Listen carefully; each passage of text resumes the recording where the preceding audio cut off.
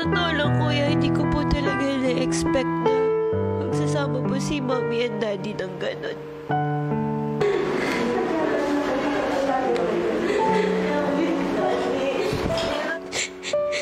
So, parang feeling ko if I can talk to Peach ngayon, siguro gusto ko lang rin, kuya, mag-thank you. Because I haven't seen that in a while. I haven't hugged the both of them.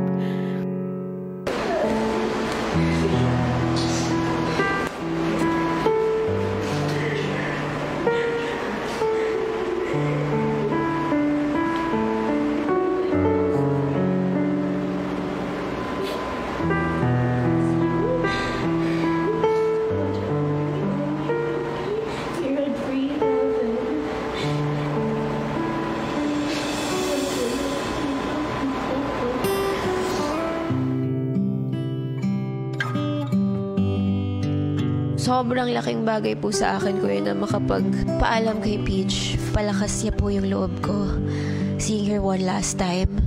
To be honest rin po kasi, kuya, parang napanghihinaan po talaga ako ng loob these past few days.